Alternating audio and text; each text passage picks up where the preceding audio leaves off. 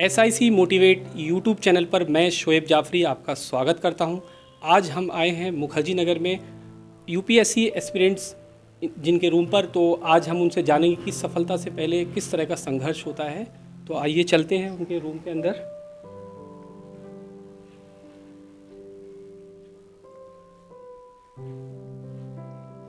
हम हैं प्रांजन सर के रूम पर।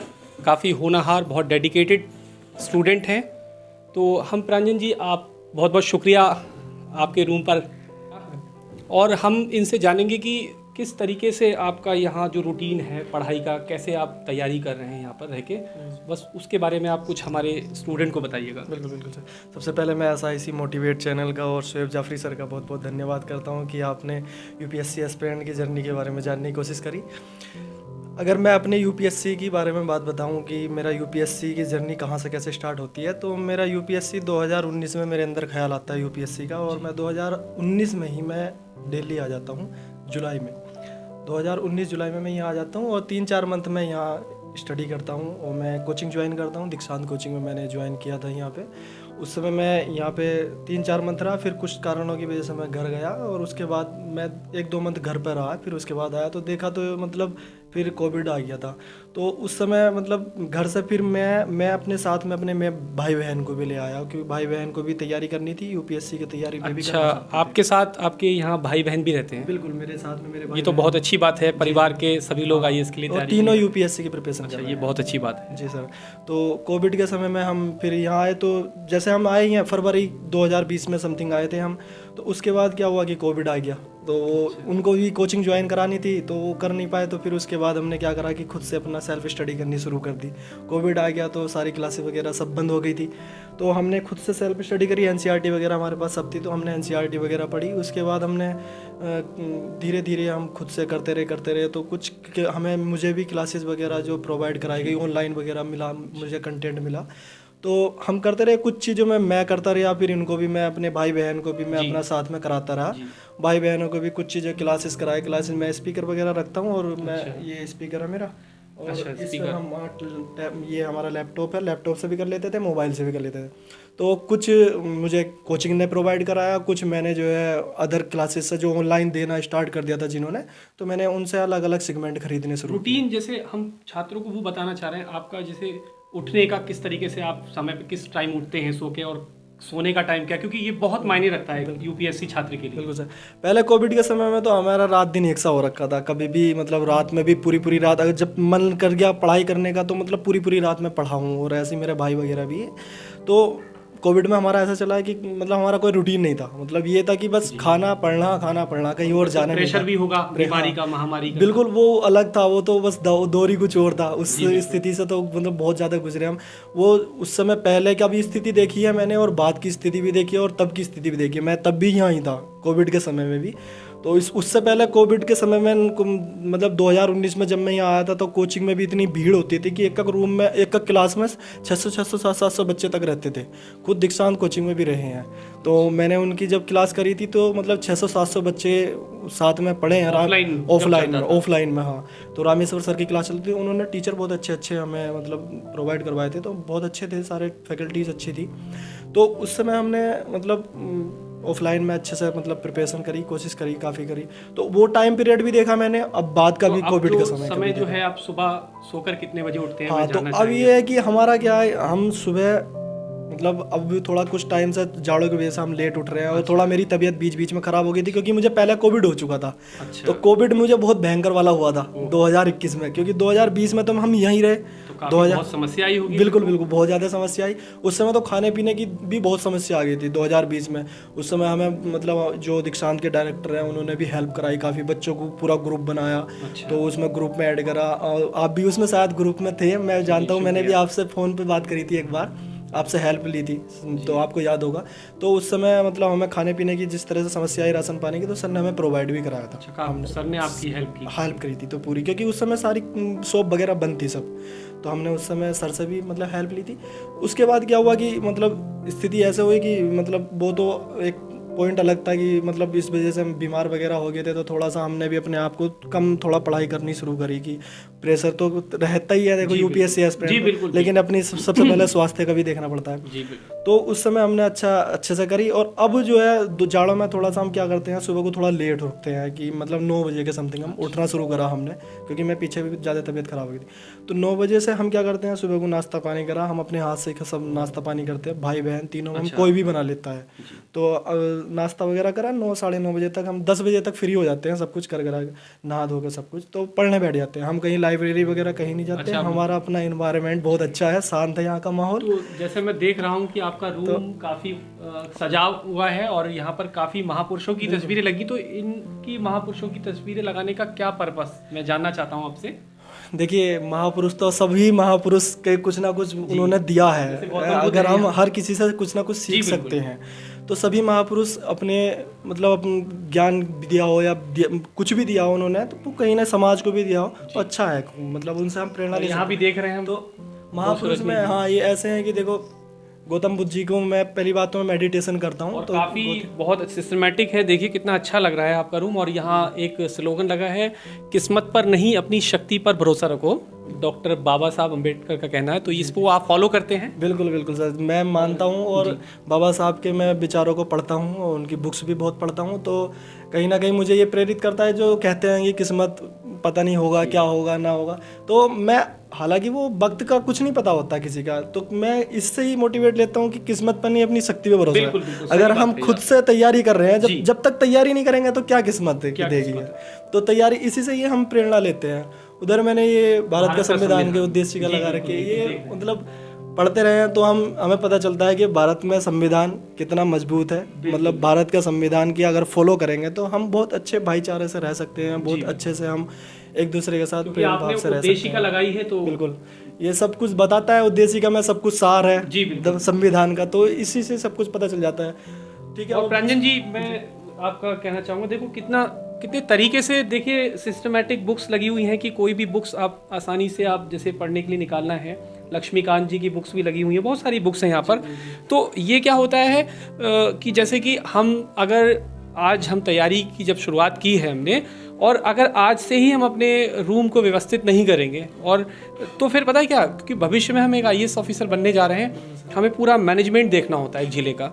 तो अगर रूम का, जैसे ज़्यादातर मैंने अक्सर देखा है कि स्टूडेंट बहुत ज़्यादा ध्यान नहीं देते। वो ये सोचते हैं कि कोई नहीं, ये तो सब पड़ा रहने दो, बिखरा हुआ है, लेकिन हमें अपनी तैयारी को फोकस रहना है।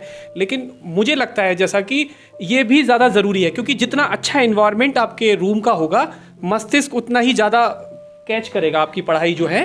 क्योंकि शांत, कहते हैं ना, इन्वायरमेंट जितना आसपास का अच्छा हो तो हम बेहतर तरीके से अच्छी तैयारी कर सकते हैं। हाँ, बिल्कुल सही बात है। देखिए, सबका अपनी थिंकिंग होती है, कोई कैसे भी रह सकता है, लेकिन मुझे मतलब सफाई के मामले में मैं बहुत ज़्यादा पहले से, बचपन से ही मैं बहुत ज़्यादा रहा हूँ।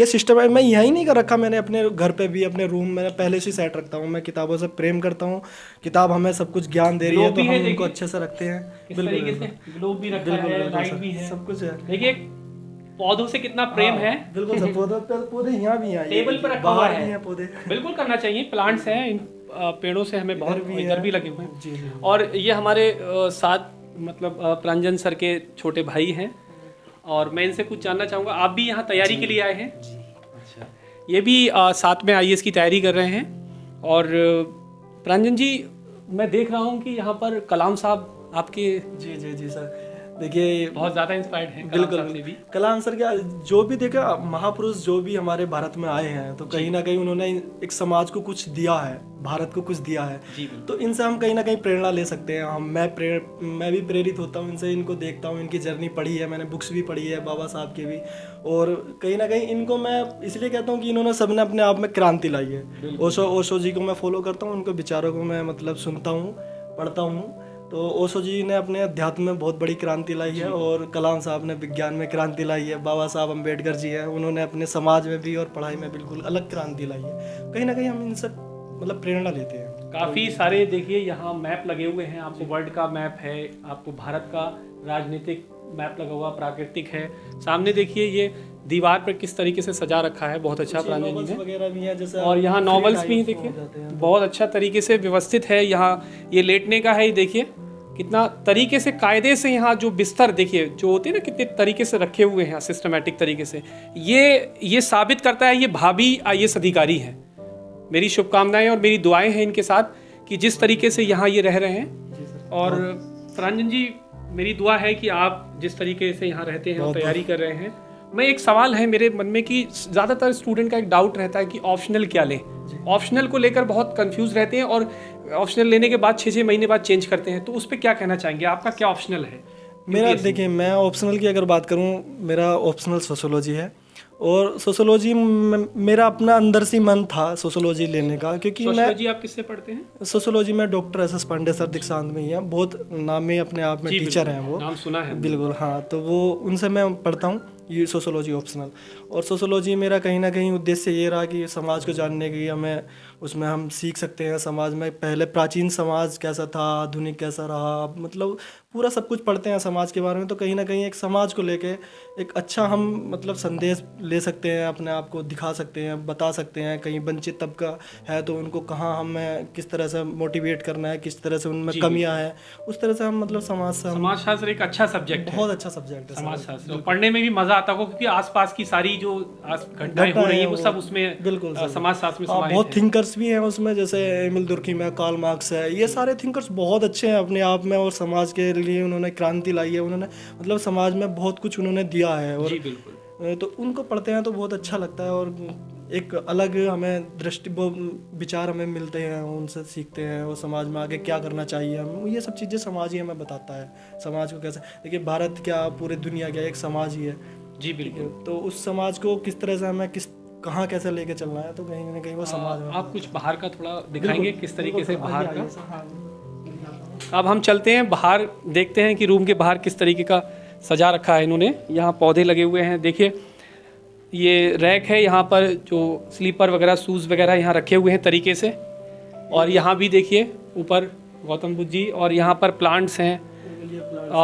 ये पेड़ों से बहुत प्रेम करते हैं मुझे लगता है, क्योंकि इतने सारे पौधे यहाँ लगे हुए हैं और बिल्कुल करना भी चाहिए। प्रकृति, यहाँ का इन्वायरमेंट बहुत अच्छा है। और यहाँ देखिए बाहर का बहुत अच्छा, बहुत पीसफुल इन्वायरमेंट है यहाँ का। ऐसा रूम मिलता नहीं है असल में। मैंने भी बहुत कोशिश करी थी ऐसा रूम देखने की, क्योंकि हम ग्रामीण से आते हैं, मतलब ग्रामीण क्षेत्र से आते हैं, तो मुझे वो कहीं ना कहीं खुला इन्वायरमेंट पसंद था। अच्छा। तो मुझे मिल नहीं पा रहा था, बहुत कोशिश करी। ज़्यादातर छोटे छोटे यहाँ रहते हैं। बिल्कुल बिल्कुल, वो बहुत ज़्यादा छोटे छोटे रहते हैं। तो मैंने काफ़ी मतलब कोशिश करी तब जाके ये रूम मिला था। तो एक बड़ा रूम है अपना, तीनों हम साथ में रहते हैं। देखिए इनका दिखाइएगा किस तरीके से, बहुत अच्छा खुला खुला रूम है यहाँ पर। गर्मी के मौसम में तो बहुत अच्छा लगता होगा आपको। और यहाँ पर जी जी बिल्कुल। और बाहर किसी तरह का कोई, यहाँ तो मुझे लग रहा है कि कोई पार्क भी है सामने। हाँ, ये आगे ये तो पहले प्राइमरी स्कूल है। अच्छा, उसके आगे हाँ पार्क है, पीछे भी पार्क है। बहुत सामने अच्छा स्कूल है तो एक हाँ बहुत अच्छा है स्कूल भी है। बच्चे यहाँ पढ़ते हैं। यहाँ का मतलब बहुत डेवलप कर दिया गया है ये स्कूल भी। आइए फिर रूम की तरफ चलते हैं हम। बिल्कुल बिल्कुल सर।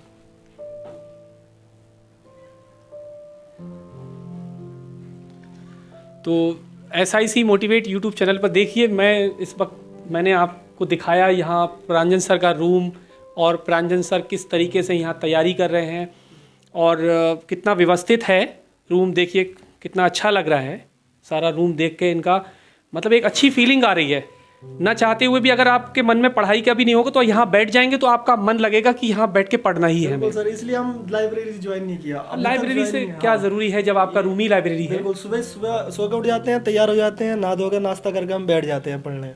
तो अब मैं एक चीज़ कहना चाहूँगा कि हमारे जो स्टूडेंट जो इस वक्त आपको सुन रहे हैं, तो उनको क्या मैसेज देना चाहते हैं, और आने वाले जो भाभी जो स्टूडेंट हैं यहाँ तैयारी के लिए, तो आप क्या दिल्ली आए तो वो किस तरीके से रहें और वो कैसे तैयारी करें? देखिए हाँ, देखिए यहाँ आने के लिए जो भी आएंगे मतलब सब अपने तरीके से रहना पसंद करते हैं। सबको अपना अपना एनवायरनमेंट अलग अलग तरीके से रहना पसंद होता है। तो यहाँ रहने के लिए सबसे अच्छा है कि मतलब कुछ चीज़ों में यहाँ बहुत अच्छी सुविधाएं हैं। कुछ रहने के लिए मतलब UPSC अगर तुम प्रिपरेशन कर रहे हो तो अगर यहाँ रह रहे हो तो यहाँ का सबसे पहला माहौल है, और कुछ जो कंटेंट वगैरह न्यू आता है वो हम एकदम ले सकते हैं यहाँ से। बुक्स वगैरह मार्केट में जो भी नहीं आ रही हैं वो ले सकते हैं हम यहाँ से। तो कहीं ना कहीं वो यहाँ फ़ायदा देता है। और रूम तो देखो कोई भी अपने बजट के हिसाब से लेता है, कोई सब अपने कोई पीजी में भी रहता है। हाँ, सबका माहौल इन्वायरमेंट भी देखता है। कोई मुझे ये पसंद था तो मैंने ये ले लिया थोड़ा। अच्छा, एक सवाल मेरे जहन में आ रहा है कि UPSC क्योंकि एक IAS की जो फील्ड है आईएएस बनने का हर एक सपना देखते हैं, लेकिन ज़रूरी नहीं सबका सपना सच होता है, साकार होता है। आपके मन में क्या विचार आया कि आप यूपीएससी की इस फील्ड में आए? तो आपने किससे प्रेरित हुए कि तैयारी करना शुरू की? एक्चुअली क्या था सर, मैं भी बहुत भटकाव में रहा हूँ। असल में क्या हुआ कि ग्रेजुएशन के समय तक मुझे खुद नहीं पता था मैं क्या करने जा रहा हूँ। तो ग्रेजुएशन तक मैंने ऐसे ही कर लिया, कॉलेज लाइफ मैंने बहुत इन्जॉय करी है।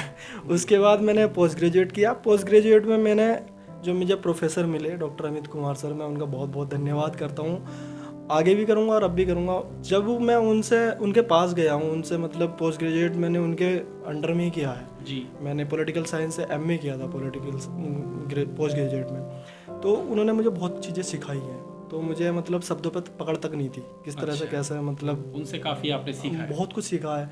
और ये मेडिटेशन वगैरह उनसे ही सीख पाया हूँ मैं, कि किस तरह से मेडिटेशन करना चाहिए या क्या करना चाहिए।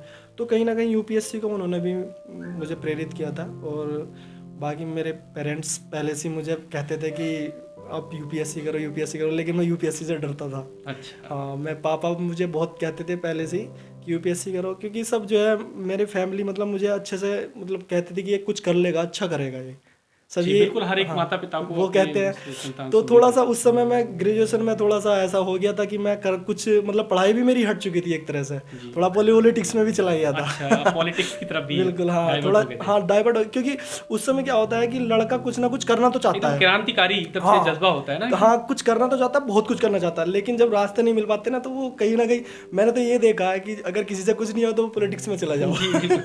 क्योंकि मुझे भी जब समझ में नहीं नेता बनना आपको लगता है कि आसान है? आसान भी है, आसान भी नहीं है, दोनों बात है। क्योंकि क्या है कि हम देखो नेता के लिए भी स्पीच कैसे रखना, कैसे अपने आप को दिखाना है और अपनी छवि भी बहुत अच्छे से बरकरार करके रखनी पड़ती है। तो ये कहीं ना कहीं वो भी ठीक है। तो वो मुझे इसलिए चला गया क्योंकि मुझे कुछ समझ नहीं आ रहा था। अच्छा। दोस्त वगैरह भी गए उसमें, मतलब उन्होंने भी नारे वगैरह लगाए तो हमने भी लगा लिए। तो उस समय हमने मतलब वहाँ तक तो सीमित रहे। उसके बाद हमने मतलब पापा मेरे परेशान हो गए थे कि तू पॉलिटिक्स मत कर, बहुत बेकार जा रहा है तू। तब मैंने उनसे भी मतलब पापा ने मुझे समझाया, तो मैं कहीं ना कहीं पापा से और अच्छे टीचर मिले मुझे, 2-3 उनसे आपको प्रेरणा मिली आईएएस की तैयारी करने आईएएस की। उन्होंने बताया कि ऐसे करेगा तो बहुत अच्छा जा सकता है। और यहाँ तक कहा कि उन्होंने यूपीएससी में सिलेक्शन हो ना हो वो अलग की बात है, तू तैयारी तो कर। जी बिल्कुल। ये तो आप भविष्य में हम देख रहे हैं कि आप भावी आईएएस ऑफिसर हमारे सामने हैं इस वक्त रंजन सर। तो आप क्या बदलाव लाना चाहेंगे, क्या बनने के बाद में आप क्या चेंज लाना चाहेंगे? देखिए, सबसे पहली बात तो हर कोई बनावटी बात अगर ना करूं तो मैं सभी कहते हैं यार, ये कथन सबको ऐसा लगता है कि ये तो रटा रटाया है सबका। सबसे पहली बात, मैं खुद अंदर से ही वहाँ, तो जब मैं पॉलिटिक्स में गया तभी मेरे अंदर ये प्रेरणा थी, मतलब अंदर से आता था कि कुछ कर तू समाज के लिए, जिससे तू दिखे भी लोगों के निगाहों में बहुत अच्छा बन के दिखे, और तू कुछ समाज के लिए किसी के लिए करेगा तो शायद बहुत कुछ अच्छा अंदर से भी फील करेगा और समाज भी तुझे अच्छे से देखेगा। तो वहाँ भी मेरे को ऐसा लगता था। और जब यूपीएससी में आया, यूपीएससी में भी कहीं ना कहीं हमें यही मतलब जर्नी है, यूपीएससी भी हमें यही बताता है। अगर यूपीएससी में सिलेक्शन होते हैं तो हम जो भी वंचित तबके हैं उनको हम सही समय पे योजनाएं नहीं मिल पाती है, उनको सही समय पे योजनाएं हम अच्छे से प्रोवाइड करवा सकते हैं अगर प्रशासन में है तो। अगर उनको किसी भी तरह की कोई न्याय नहीं मिल पाता है तो हम मतलब एक उनका साथ दे सकते हैं। पावर होती है, आईएएस के पास बहुत पावर होती है। तो आप चाहते हैं कि आप समाज सेवी बनने के बाद तो वो सारे नहीं करा पाएंगे आप, लेकिन एक आईएएस ऑफिसर एक जिले में जाएंगे तो वो सारी भारत सरकार की जो योजनाएं हैं, जब तक पावर नहीं होगी तब तक क्या, बिल्कुल पावर मायने रखती है। बिल्कुल सर। तो मुझे बहुत अच्छा लगा। मैं अभी बात कर रहा था प्रांजन सर से, उन्होंने अपने बारे में बताया कि कैसे उनका रूटीन है तैयारी करने का, किस तरीके से वो यहाँ आए और क्या क्या संघर्ष उनकी ज़िंदगी में चल रहे हैं और कैसी परिस्थितियाँ कोविड-19 के वक्त में आई, और उन्होंने अपना पूरा रूम दिखाया।